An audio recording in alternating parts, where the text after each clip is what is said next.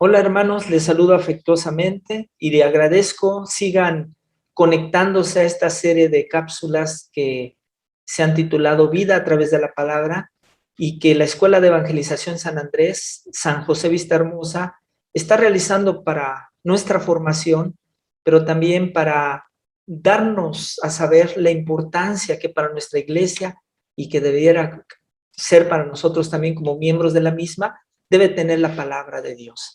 Hoy, 23 de septiembre, pues trataremos un tema que hemos titulado La palabra de Dios nos hermana con Jesús. Y bueno, para ello daré inicio haciendo lectura al Evangelio de San Lucas en su capítulo 8, versículos del 16 al 21. Entonces se presentaron su madre y sus hermanos, pero pero no pudieron llegar hasta Jesús a causa del gentío. Entonces le avisaron: tu madre y tus hermanos están ahí afuera y quieren verte. Él le respondió: mi madre y mis hermanos son los que escuchan la palabra de Dios y la ponen en práctica. Palabra del Señor. Y bueno, viendo a un primer momento este pasaje, podría venir de manera errónea a nuestra mente dos cosas. Primero, que Jesús tenía más hermanos y no lo reconoce, y que Jesús no reconoce a María como su madre, ¿verdad? Y esta ha sido una discusión que, bueno, desde los años 350, 400, ahí San Agustín, en uno de sus sermones, el número 72, que invito a leer y que me apoyaré en ello para dar esta explicación. Ustedes pueden buscarlo ahí en Google, ¿no? Sermón 72, San Agustín. Cómo él profundiza en lo que realmente Lucas quería darnos como enseñanza. Y entonces lo primero que viene, digamos, como referencia en San Agustín es cómo entender que Dios, siendo Dios, y hizo un hombre donde no fue necesaria la intervención humana, ¿no? Hizo el primer hombre, Adán, sin necesidad de la intervención humana. ¿Por qué no él aplicó algo similar para que Jesús viniera a este mundo? Y eso es muy interesante, porque ¿por qué quiso, sería la pregunta, que viniera a través de María? Y eso entonces nos da a entender la importancia que María tiene. Y nos la da a entender tan simple como comprender que sin el sí de María, nosotros seguiríamos esperando al Salvador. Gracias al sí de María, hemos alcanzado la salvación por medio de Jesucristo nuestro Señor.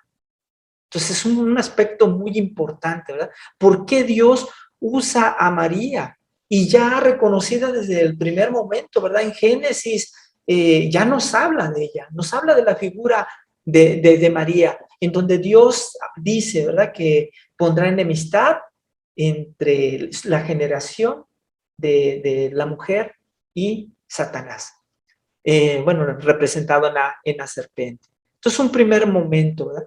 Y a mí viene a mi mente también, sería Lucas que tuviese esta intención de menospreciar a María, y pues me queda claro cuando yo leo el primer capítulo, ¿verdad? De su evangelio. ¿Cómo ensalza a María? Salve, llena de gracia, ¿verdad? Palabras que solo se dirigían al rey, a la reina, al César. Oh, salve César. eh, Palabras que pone en boca del ángel, ¿verdad?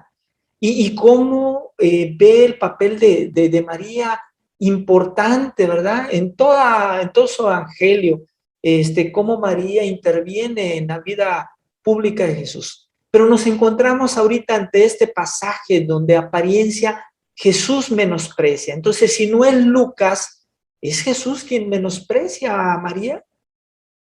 Y bueno, San Agustín en este Sermón 72, pues hace un análisis muy interesante. No es propiamente un menosprecio, ¿verdad? Sino es como una enseñanza que nos da. Él nos dice a través de las palabras que dejó grabadas en las tablas, ¿verdad? Los mandamientos específicamente, honrarás a tu padre y a tu madre, y Y más adelante, ¿verdad? En el Evangelio nos dice que debemos de amarlo, pero dice, quien ama más a sus padres, ¿no? Y más que a mí, no es digno de mí.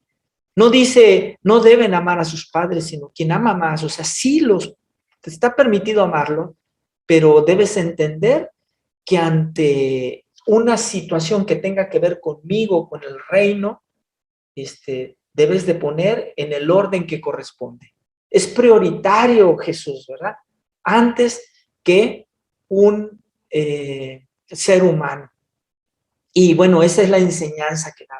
Cuando le dicen, ahí está tus hermanos y tu madre, pues él dice, como que hace una actitud intrascendente ante algo más importante. ¿Qué hacía Jesús en ese momento? Jesús llevaba la buena nueva, Jesús estaba convirtiendo corazones, quería que hubiese corazones que lo siguieran, ¿verdad? Evidentemente en ese gentío también había personas que solo estaban esperando a ver qué hacía Jesús, ¿verdad? A ver en qué se equivocaba para acusarlo. Pero también había personas que estaban abriendo su corazón, que estaban abriendo su mente a la gracia de Dios.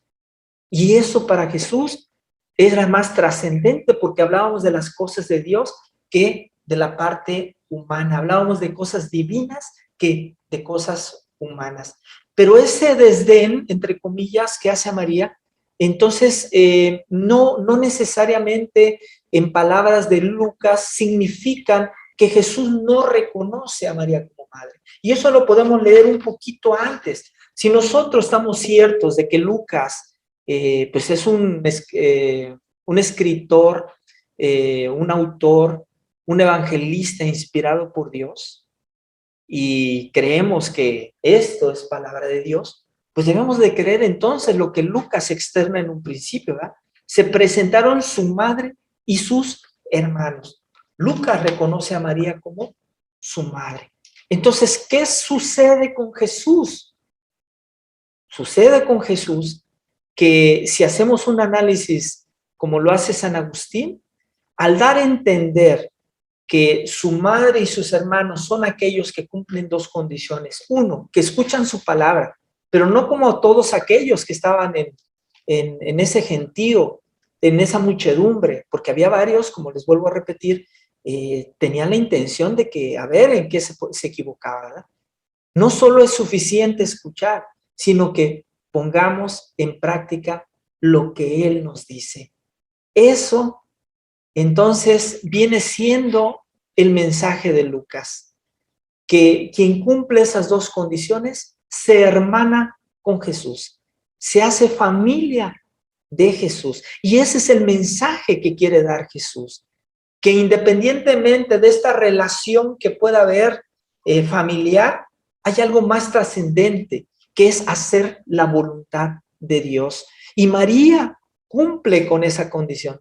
Hágase en mí, según has dicho. María asume la voluntad de Dios en toda su vida. Se habla, ¿quién es mi hermano?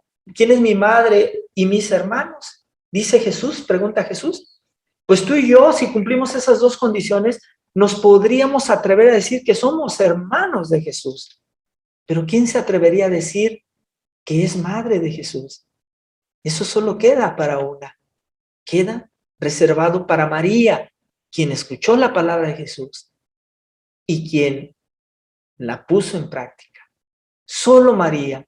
Y ahí es donde da la importancia a Jesús a su madre, porque en palabras de San Agustín es decir que para María debe representar algo más importante el haber sido discípula de Jesús que el haber sido su madre.